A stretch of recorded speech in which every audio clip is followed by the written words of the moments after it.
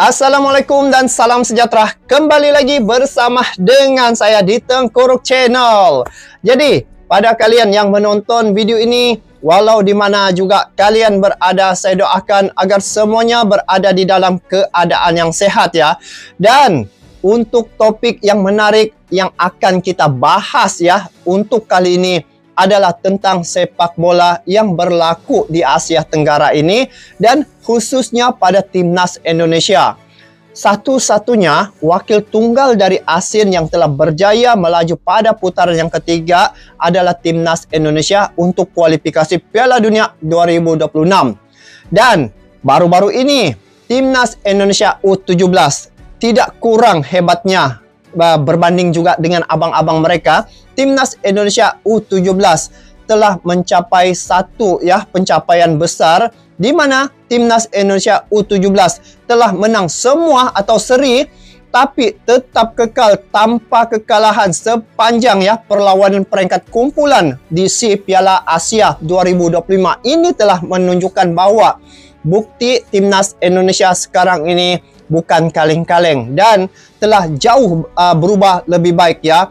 Dan dalam perkara ini saya sangat tertarik ya dengan kaedah ataupun bagaimana Timnas Indonesia ini bisa sampai ke level yang tertinggi saat ini. Kalau dilihat suatu ketika awal mula Pak Erick Thohir menjabat sebagai ketua umum di Federasi Sepak Bola Indonesia, perkara yang pertama dia lakukan adalah mengasah mental para pemain ini ya.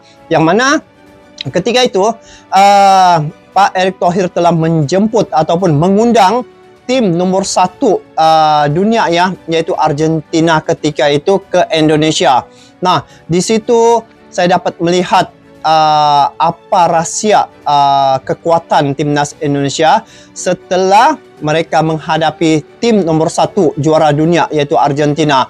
Ternyata ketika itu tujuan Pak Erick Thohir adalah untuk mengasah mental para pemain untuk Timnas Indonesia. Dan bila melihat sepanjang laga ya untuk Timnas senior ketika menghadapi beberapa tim gergasi di grup C juga, para pemain ini mental mereka cukup tangguh ya. Boleh dikatakan mental lapis baja. Nah, itu Timnas senior yang telah berjaya melaju sampai ke tahap yang sangat membanggakan untuk rakyat Indonesia. Nah, baru-baru ini Timnas Indonesia U17 pula telah menunjukkan satu pencapaian yang besar juga, yang mana mereka telah menang semua ataupun seri tanpa kekalahan sepanjang peringkat kumpulan.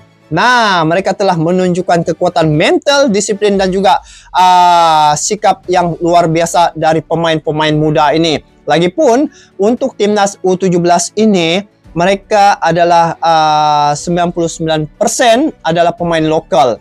Kalau dilihat, ini merupakan satu gambaran untuk Timnas Indonesia di masa akan datang, bahwa Timnas Indonesia ini berpotensi besar untuk mengangkat ya persepak bolaan di ASEAN ini, karena dari segi bagaimana manajemen ataupun pengurusan Pak Erick Thohir ini telah menarik perhatian beberapa tim di Asia Tenggara ini, khususnya Medempang pernah bertemu dengan Pak Erick Thohir, begitu juga TMJ pernah bertemu dengan Pak Erick Thohir. Mungkin mereka membincangkan satu perkara yang ingin membangkitkan ataupun membawa keunggulan sepak bola di Asia Tenggara ini. Nah, kalau dilihat dari segi pencapaian Timnas Indonesia sekarang ini, mereka sangat konsisten ya dalam melakukan hal-hal untuk kemajuan sepak bola mereka.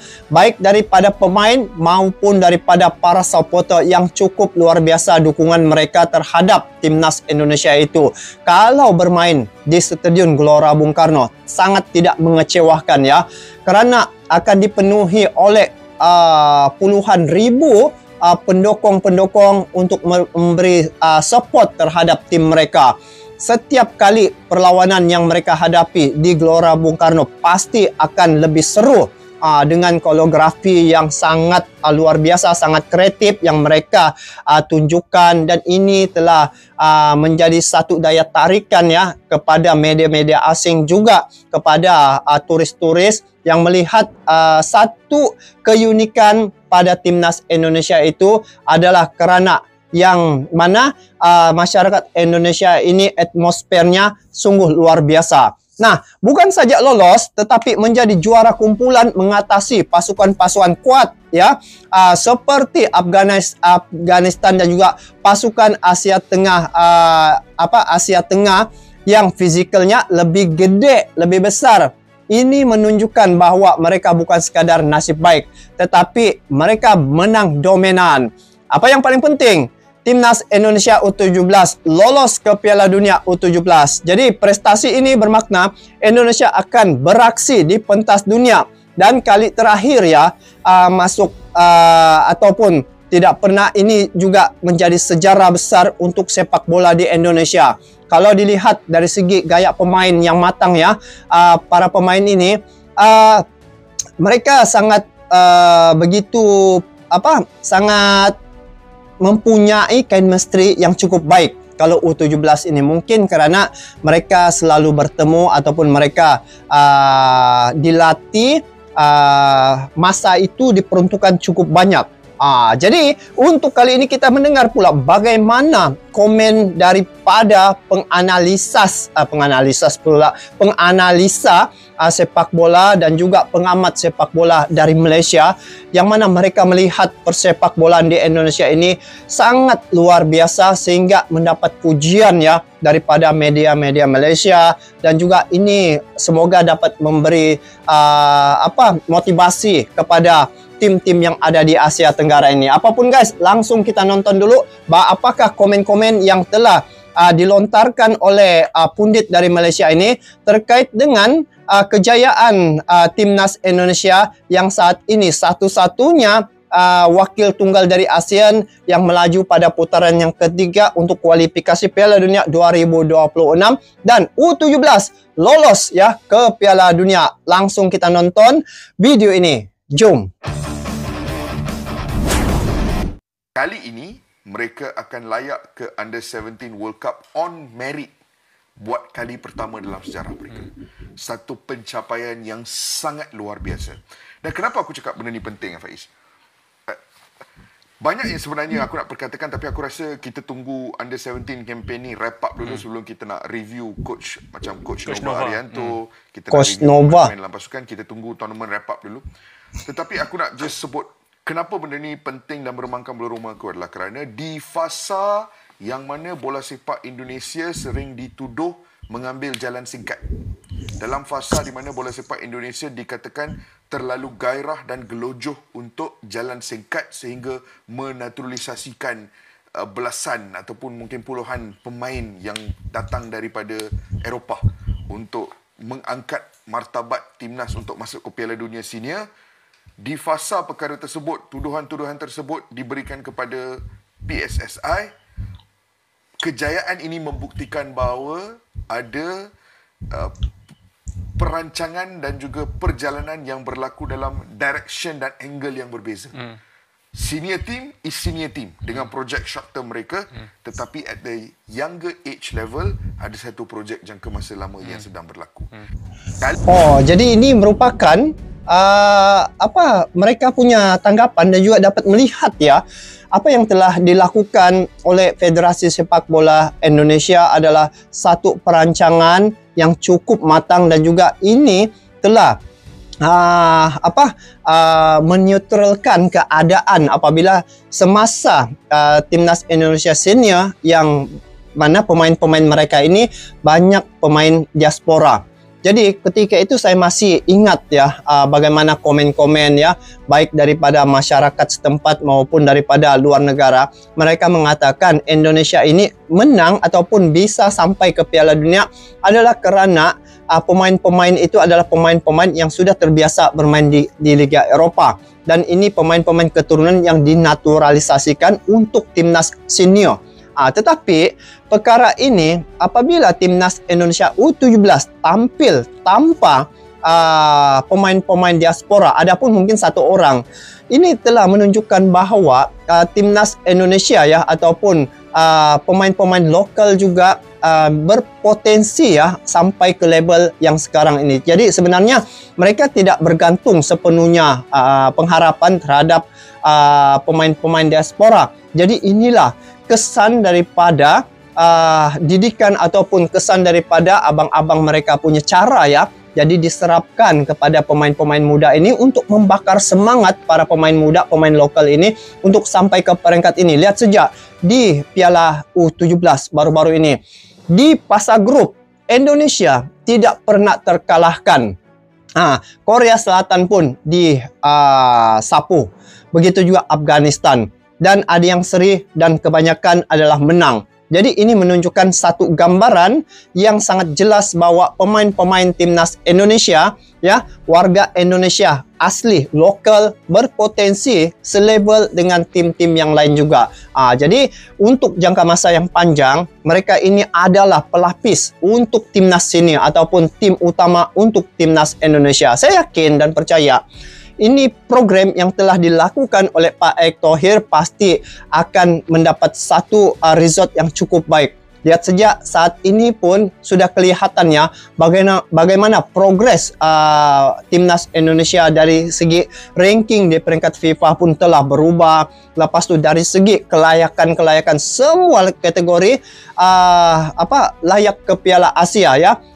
Sampai ke Piala Asia. Dan untuk kategori senior sekarang berada di putaran yang ketiga kualifikasi Piala Dunia 2026.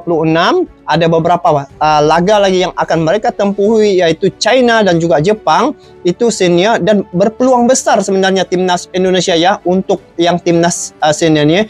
Begitu juga U17. Mereka telah tampil dengan cukup baik dan ini merupakan satu sejarah yang telah dicipta ya oleh Indonesia, yang mana sudah 2 kali mereka masuk di Piala Dunia U17. Kalau sebelum ini timnas Indonesia masuk Piala Dunia U17 atas tiket tuan rumah, tetapi untuk kali ini timnas Indonesia U17 sampai ke Piala Dunia, lolos ke Piala Dunia melalui jalur kualifikasi. Guys, ini cukup luar biasa. Dan apa rekodnya? Tidak pernah kalah dan imbang.